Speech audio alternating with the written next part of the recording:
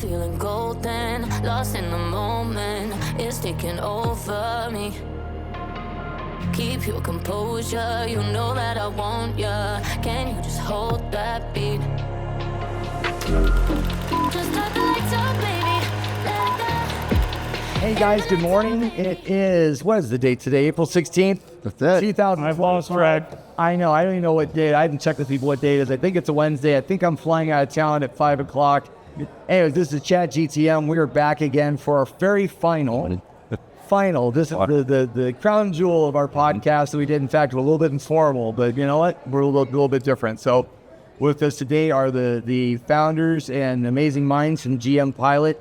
I'm fortunate enough to be here with Mr. Cijoy and his business partner, Alonzo. Guys, thank you for the show. And also forgot to introduce my amazing partner and cohort, Chat Horde. We have introduced ourselves so many times, Joe. I'm sorry I have to edit out this intro because you'll probably never use any of the ones I did. But just in case it goes long, we got it. So, guys, first, how was the show? What do you like? Tell me all about why you came here, how it felt. There's really, to me, there's a lot of good energy in the air. Yeah, absolutely. Yeah, tons of good energy. Great to catch up with old friends, make some new friends. Yes. Good to get out there and share what we're doing and see where it goes. I love that you said new friends. I was talking to people that all hang out together. I'm like, you know them already. Leave them, like they're clustered in their own pod, their own people. Like break up, talk to some new folks, right? Yeah.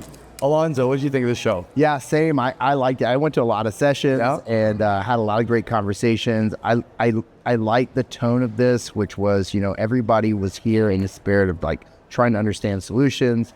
I love meeting all the other vendors. I think it's great for, restaurant leaders to be surrounded by all these great options. And so it's really clear now there's just a lot of opportunities for restaurants to get better and improve. And I think that there's some challenges ahead that keep getting mentioned. Yeah. But I think that to juxtapose against that, there's more options and opportunities for restaurants to combat them than there ever has been. And I think if there was a positive takeaway from me, it's that. Well, I think you're right. You hit the nail right on the head, right? Because like let's be real. We are hearing a lot about some serious headwinds we're all heading into. And you can look at it two ways. Wow, this is going to be really tough. Or wow, there's a lot of opportunities for folks like you to make a big difference, right? Because what are the two things we know about restaurants? The biggest operating costs are what? Labor and fit. Exactly. And you impact one of those in a very significant way. So let's talk about that a little bit. Right? Was that, Chat, kick it off. Well, even one of the sessions here was called Smarter Managers, yada, yada, yada, AI. And Cijoy, I saw you in that room. And I imagined Brinker was there, Flynn was there. I was like, I know Cijoy's biting his lip. He just wants to jump in on the stage and provide some input on some of this conversation. But the idea that there's something unique about the manager in these operators, businesses that are uniquely able to be improved through AI and innovation. Could you speak to that role? Sure. Obviously for us, our vision is to just enable the GM to be successful, right? And labor and food are the two things we thought about most. We chose labor. We really leaned in on it. Initially, I thought it was kind of narrow, but the depth of and complexity of helping GMs run labor properly is extremely fulfilling from a technologist's point of view and from all the operational changes and change management and everything else. But the acceleration of value from the let's get going, and then within 2 weeks, people are seeing financial results from it. That part has been quite amazing. Now, you can say, well, that looks simple on the surface. Well, your iPhone's easy to turn on, but it was $10 billion of engineering. So there's years and years of experience and engineering that went into this. But what you see at the other end of it is very simple and straightforward, which is you have great systems. Everyone needs to keep building those systems. The complexity around us is always getting more difficult to deal with. But the software systems, the data systems all have to continue to advance themselves. However, the GMs have to now deal with 10, 20 of those systems at the same time. The learning curves are always going to get higher. Our turnover is getting worse. So we looked at it from if we can cut down on training time and help just do some things for the GMs, not just give them information, but actually follow through and do it. You can hit the spot, but we're going to follow through. If we can do that part, the software vendors are better off because they've got a trained user on the other end of it. Operators are better off. The team members are better off. The guests are better off. our buildings are better off, our neighborhoods are better off, and our industry is better off. So that's our point of view of why we're pushing so hard. So Zoe, I mean, given what you guys do, without going deep on the tech side, what are some like insights you've gained that just quickly highlight how complex labor is, right? That It starts laughing because it is seriously most complex. executives will go, yeah, you're right. That is rather nuanced and deep, isn't it? Right, it is. Well, first, let me just say, I think, if I can talk about Cijoy and what he's done with GM Pilot is, and what he just touched on, which is there's an elegance to what we do.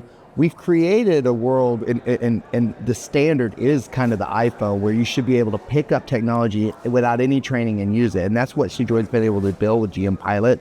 So it looks, like he said, simple on purpose. So the idea is that you can look at something and instantly know how to use it. And so from a labor management standpoint, that's really critical, because managers, as important as labor is, there's a lot that has to be done.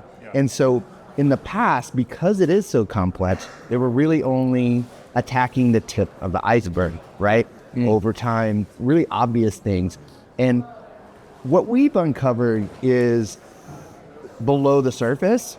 I wouldn't say that, leaders didn't know that maybe, a lot of their team members were milking the clock. But sometimes they're surprised that they're punching their friends in and giving them a free shift. And sometimes they're surprised that just how poorly deployed they are. And sometimes they're surprised to the degree that it's making an impact on their bottom line. Yep. And there's this kind of status quo standard that the operating, labor expenses, somewhere between 24, 25%, and 30%.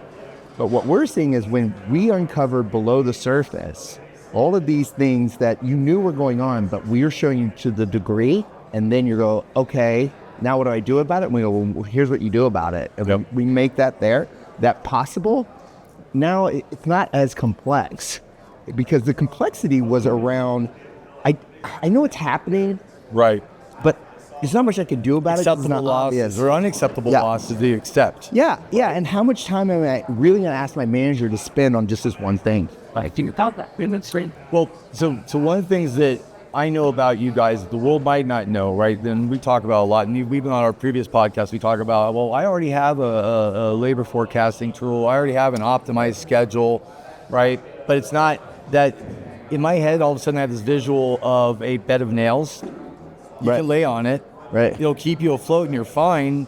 But there's all that open space in between all those bed of nails that actually you're not paying attention to. Right. There's gold and everything between each nail that's supporting you. You're actually, it's kind of uncomfortable, but you're living with it. Right. Right? So tell us a little bit about how you guys kind of fill in that, make it a flat, nice, comfy bed as opposed to just some of these points that hold you up. Well, I'll guess what my partner's metaphor going may to be say. terrible. No, the metaphor is great.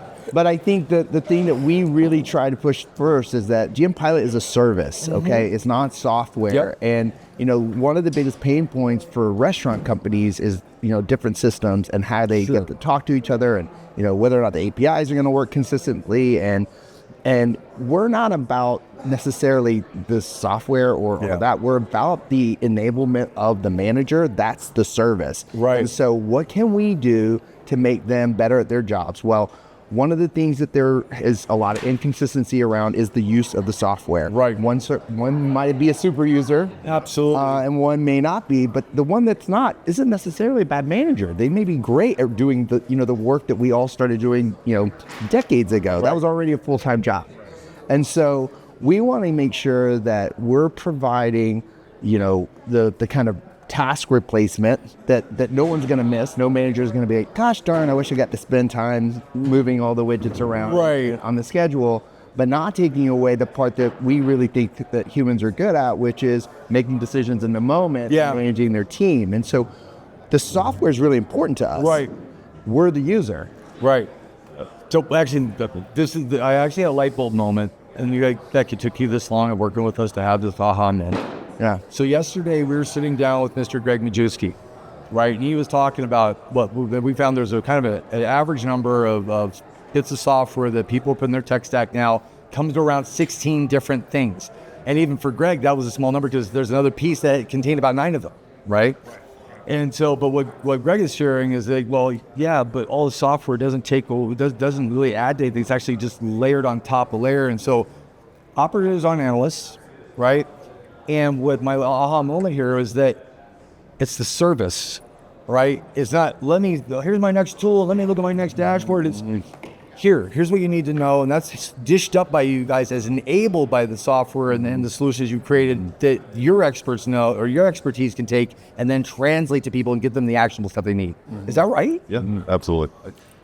That's the part. That is the key. And it's funny because we can talk to people all day long, and including myself, who's been in the conversation with you for almost a year now, and I'm now latching on again to, holy crap, it's not just another thing I have to look at. This is actually, tell me what to do, here I go. It's not now let me interpret this one. And you don't have to trash your entire system and move to something else. Yeah. And that's the other pain point is like, with all these solutions, you also invested already in this. You got sunk costs, and what we want to be able to do is say, "Hey, listen, Where's your ROI? we're gonna get you what you invested in, right? And probably more than what you realize." And so, software companies are our partners, right? So we're not competitors. You're not a threat to any of companies. No, not at all. So if there's the ISVs out there, right, and then software companies that are looking for a way to make themselves stickier, this actually might be something that will help them in that, right? Absolutely. Yeah, for sure. That's actually the software vendors got that immediately. And when I said, hey, this is what we want to do. We think that training GMs is taking too long. Yep. But if we can accelerate at least doing this work on their behalf, which is a critical piece, but it's also labor intensive and cognitively it's a heavy load. If we did that, then from my seat as a CIO and as a software vendor before, I know if I have a trained user that's being successful using the system, everyone's winning because the entire thesis of why you brought them in to get an ROI is now being fulfilled. Because the last mile of where a GF worked 12-hour shift and now they have to go do some admin work. Yeah. It's just, it could take 5 minutes, it could take 2 hours, but I'm already glassy-eyed and fatigued. Right. And I'm now just going to just do the minimum Yep. to just check the box and move on. Whereas if I did the maximum, then it would be extremely impactful to everybody. But how can you ask for that? And that one is there already fatigue. That's already taking more time away from family. So GM Pilot really takes the wheel, does the heavy thinking, heavy lifting of the thought, and then how to get that process to actually make it actionable, and hands that over here, right? Yeah. Done for you. That's it. So Joy, I want to go in an area that may be myth busting and maybe confirming what we've heard, right? Here we go. But imagine that GM that says, you know what, I've been doing this 20 years. So I have an innate distrust with any kind of idea that data and algorithms could mirror the kind of decisions and schedule making, etc., that I don't know by virtue of my years of experience. My schedule's bulletproof. Contextual. Yeah. That guy works really well with her. Yep. The so-called ideal staffing level doesn't work, in our place from 4 to 6 because of this. How do you address this reality that, the question of can data and algorithm and your automation match the experience level of the GM? Never. So it's what people, let me just take a step back, go into my professor mode, right? Here comes the voice. So, excuses. So rich. So rich. that baritone, so silky. Sorry. With computing today, and in the foreseeable future, computers need massive amounts of information just to come to one insight or decisions. Humans need very minimal information to come to conclusions. As biological creatures, if we didn't, we all would have died off as Homo sapiens or Neanderthals a long time ago. Because if we could look at something and understand is that a threat or not, we would have deployed. For a computer, there's no match, absolute match. It takes 100 million Arabs, much more to get to some basic functionality. The amount of energy it takes to make a basic decision, things incredibly about it. The human brain is a 35-watt light bulb football deck. And some are dimmer than others. Yeah. And so in response to that guy, I think, then he said, I guess I shouldn't use GM Pilot. You say, well, actually in the real world, because of this and this, you have no idea how much value. So there are certain math problems that a computer likes. Go run the square root of something on a 6-digit number. Computers hit up a pocket calculator is going to run and go right every time. Yeah.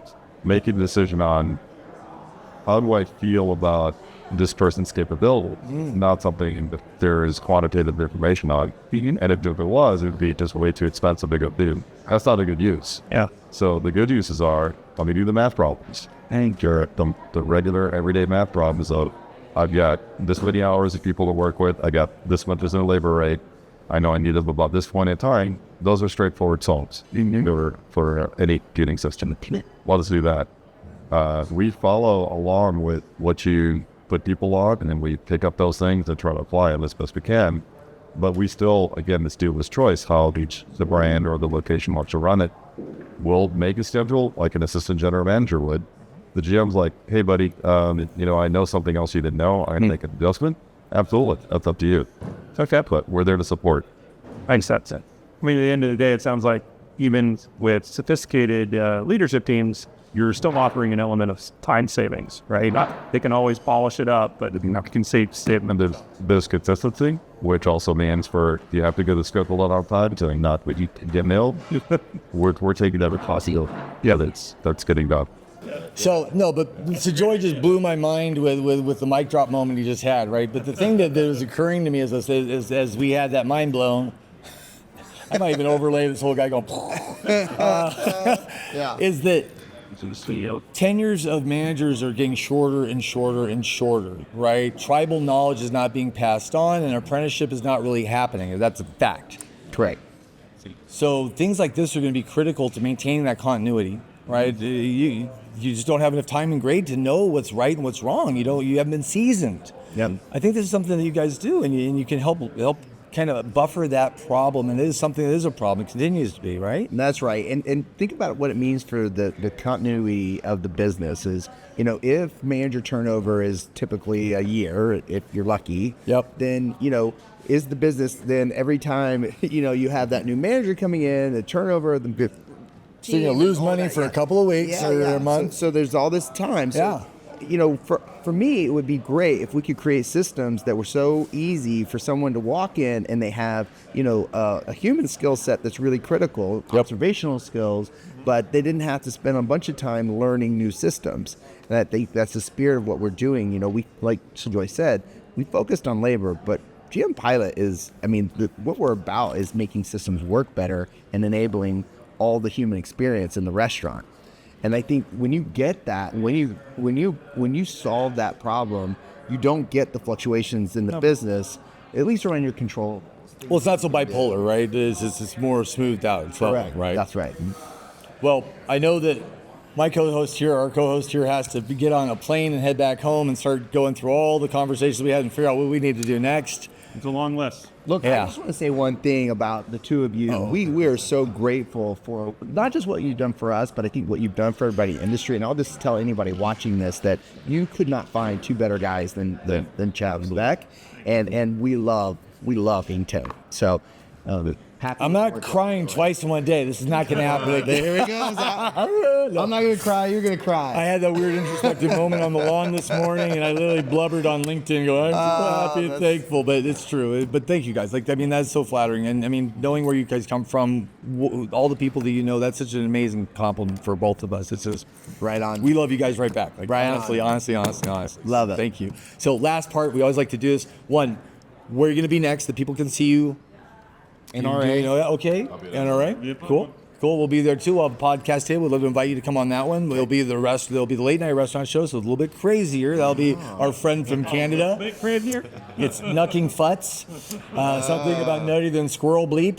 But yes, it's a good show. It's a lot of fun. Okay, so NRA, and then where do people find you? What's the best way to get a hold of you? Clearly, you're on LinkedIn. You're probably all over that platform. But what's your website? Just a little bit of tip to how I can get to you quickly. We're gmpilot.com. Boom. So easy to remember. Yeah, LinkedIn is great. And we are, all over the place. I mean, we're not mentally, physically. That's me. Sometimes we're mentally. Which one? Yeah. You're back in the corner of your sausage joint. Yeah. So we're hitting up conferences and Cijoy's in Dallas, and I don't think there's a restaurant concept on the planet. It's just not in. So he's with people there. He's in the hub. I'm doing the same in California. So one-on-one, we love the face-to-face. So that's nice. big for us. Oh, cool. Well, guys, we're going to go and wrap it up and just say, because this is the final episode of Chat GTM from the RLC 2025 show. Thank you guys, everybody, for tuning in, spending your time with us, and choosing to spend time with us. That's extremely flattering for us. Thank you for taking interest in the people we take an interest in. We don't talk to anybody that we don't care about or think that's going to be doing something special in the marketplace. We are not pay to play in that sense. We like to talk to people, get the real story. And thank you for coming along. These are genuine people, and they genuinely want to help. So you know what to do next. Reach out to them, reach out to us. But one and biggest thing is just keep working, keep trying, and keep growing. Our industry is great. If you're a restaurateur, keep working at it. And you know you have a tribe around you that is probably one of the greatest in any industry I think I could conceive. I've been in a couple industries in my life. You guys probably have too, here and there. It's different. Yeah. Right. And so I am grateful, and Chad and I are extremely grateful to be part of this tribe and be connected with such amazing people as Cijoy and Alonzo. So we'll see you again in the next RLC. And from here, that's Chat GTM signing off. This show is a wrap.